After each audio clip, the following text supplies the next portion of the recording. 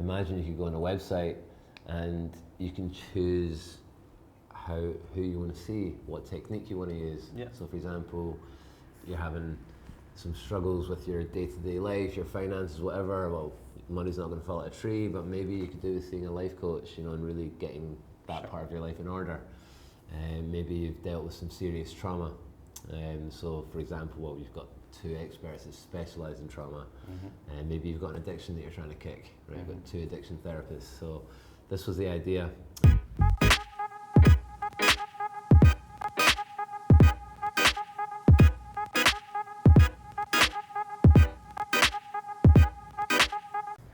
Welcome to this new episode, and today I am with Marco Loco, who is a famous DJ in Koh Phangan, and also he recently launched a new project which is very interesting, I think.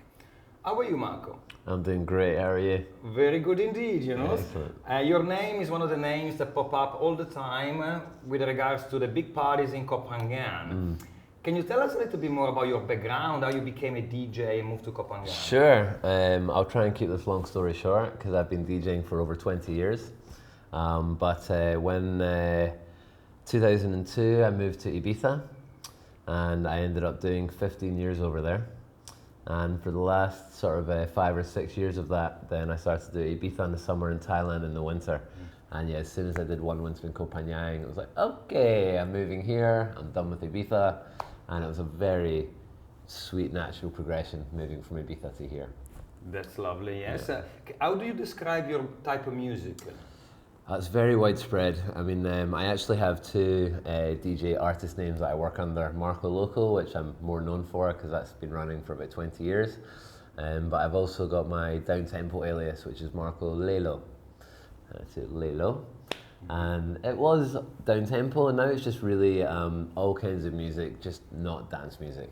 So anything that's for the dance floor is generally Marco Loco, and all the more alternative, down-tempo, funk, disco, soul, that all goes under Lelo. Very good.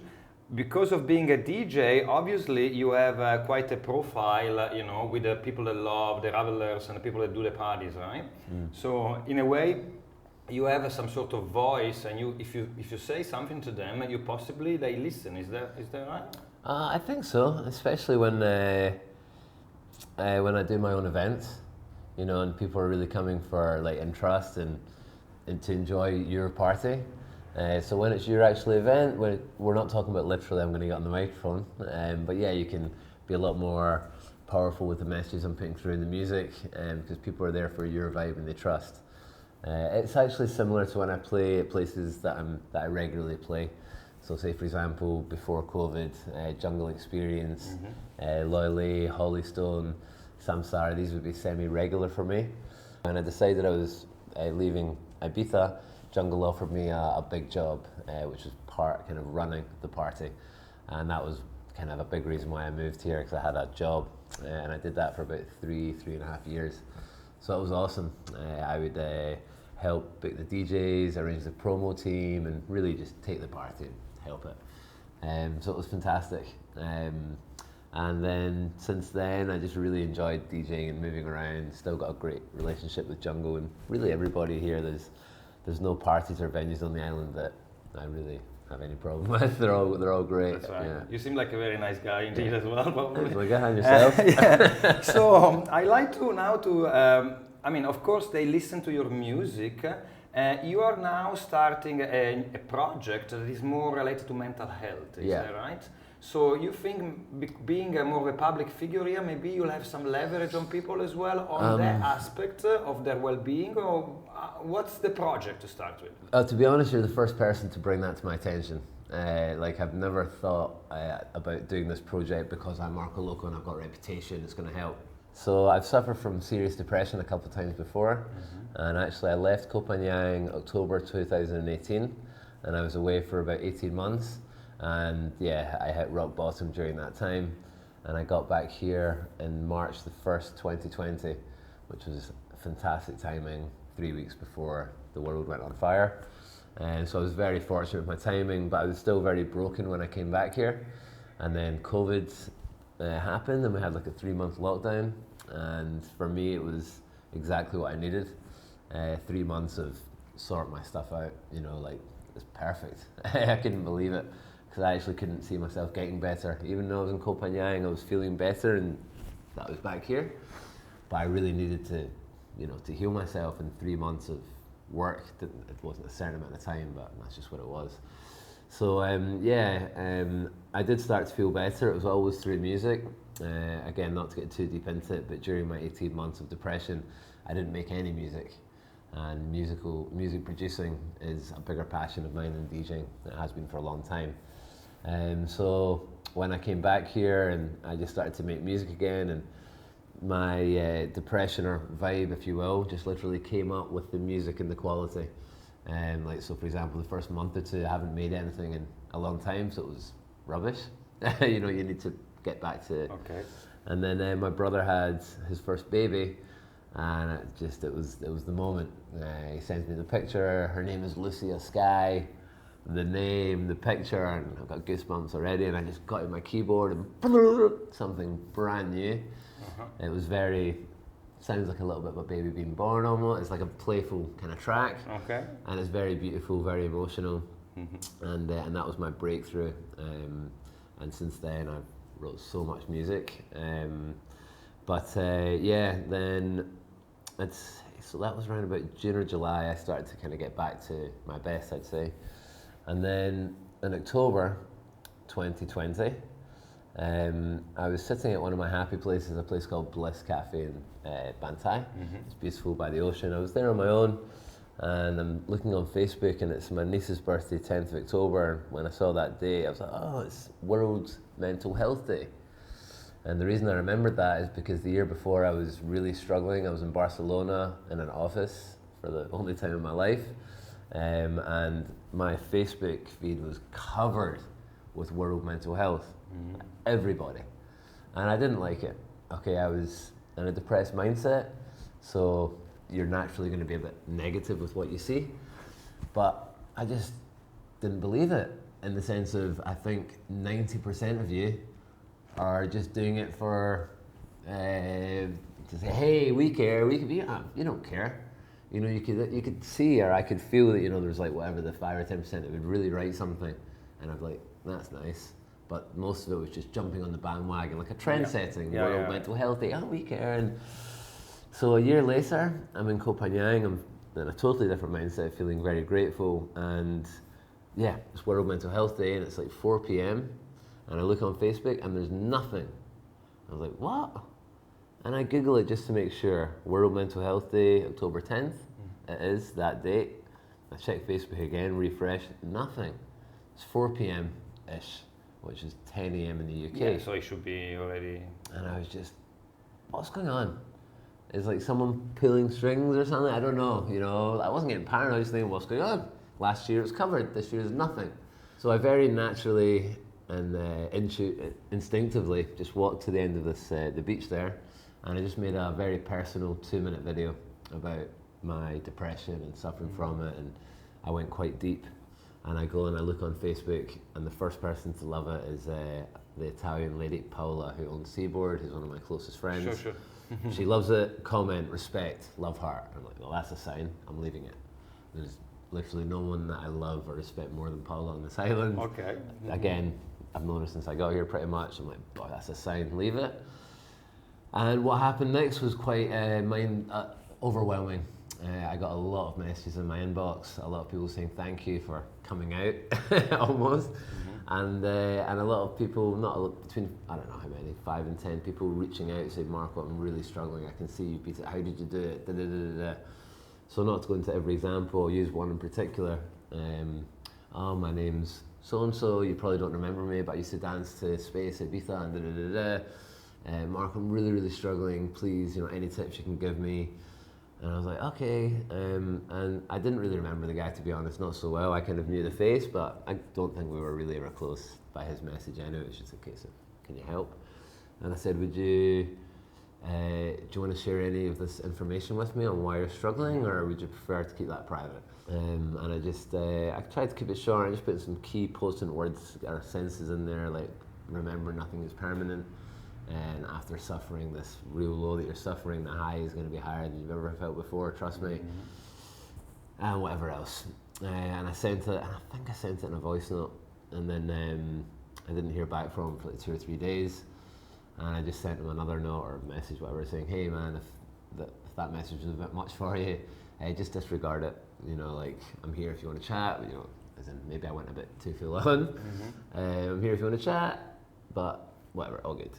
And then he sends me a very emotional message back saying, Marco, the reason I didn't get back to you so quick is because your message was so on the money that it really blew me away. I can't thank you enough. And da-da-da. And so then in December, we had some really unfortunate tragedies on the island.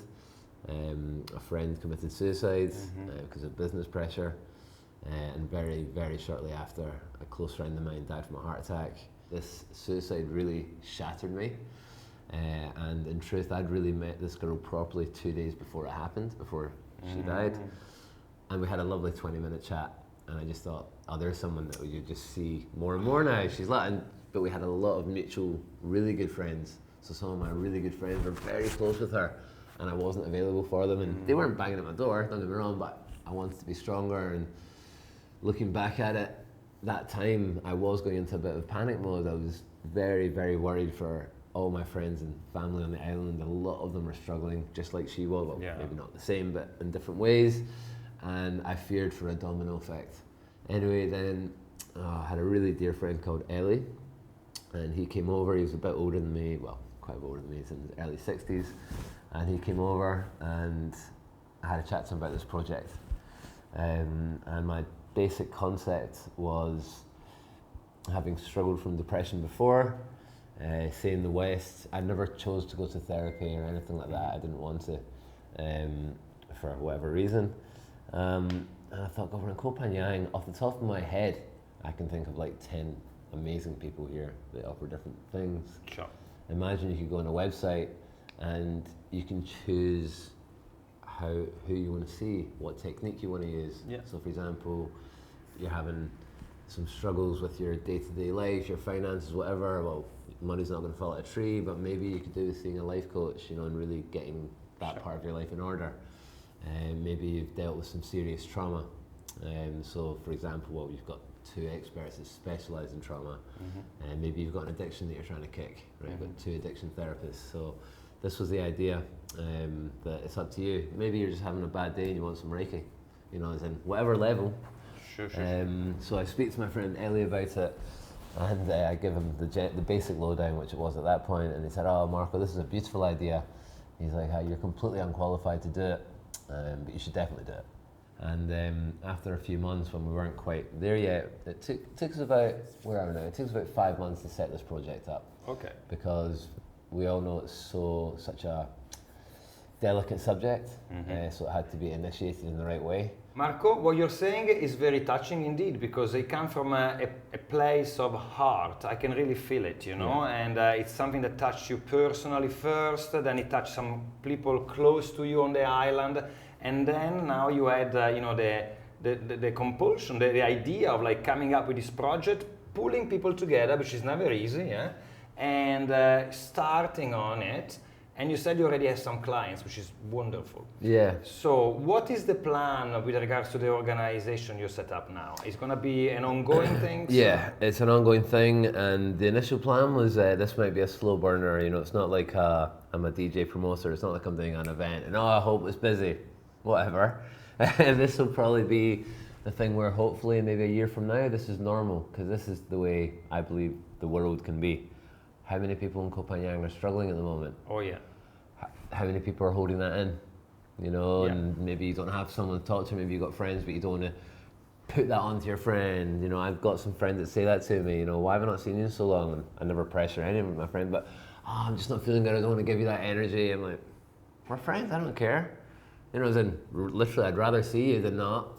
And you can always talk to me, but now, for example, you've got some serious professionals, so maybe in a year from now, it'll just be the normal thing and everyone knows about it and everyone uses it, and it's not just these 10 professionals, you know, just to add in, you know, when I started to put this idea into fruition, it was the beginning of January, and I had 10 people on my list. It grew to 20 pretty quick through different contacts and whatever, and then all that grew, and I've been around the island meeting so many different people. the door is always open, and we really hope that the team will continue to grow organically. That's a big part of the plan. There's no closed door. You know, oh, we're 10 people healing, no one else can come in. No. Listen, if you're healing and you're doing it for good, come and talk to us. Like, we want as many people as possible on the healing side for sure. The more professionals we get, especially in different areas, then the better. You know, it's a great message you're putting through to people. So if you have any kind of difficulties and you're struggling with depression, obviously, you know, take a look at the website. It's going to be in the description. And if you are a healer or a therapist that has experience in the field as well, you can contact Marco as well. Yeah. Possibly, because indeed this is something that, you know, is going to be in Koh Phangan for the long run. Koh Phangan is a beautiful island with lots of wonderful people. Some struggle, like everywhere, I suppose. Yeah. For sure. And having a resource which is fully focused and you know, based on helping people with depression, particularly, and mental health. Yeah. It's mental health in general. We've stayed away from these. A lot of these big words. I mean, Yeah. really what we are is a social support group. This is the thing, you don't need to be in a really, really bad place struggling. You can just want a little bit of a tweak and a little bit of a pick-me-up. Or for people that are having some serious problems, we've got things like access to a rehab clinic in Phuket, trauma centre in Chiang Mai, you know, a lot of different professionals online via Zoom, you know, in different specific fields. Sure. So we're ready for the serious cases if need be.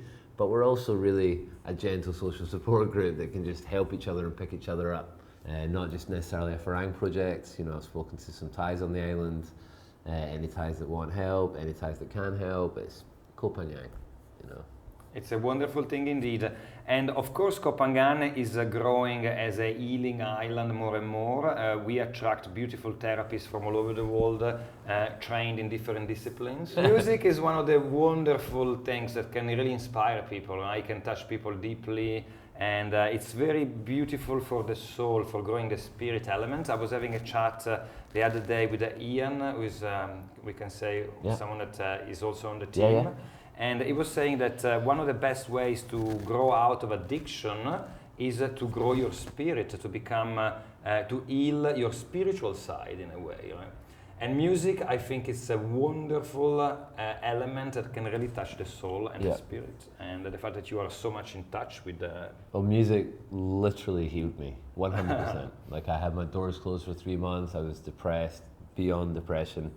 Not to compare it to anybody, but certainly I was as low as I could get.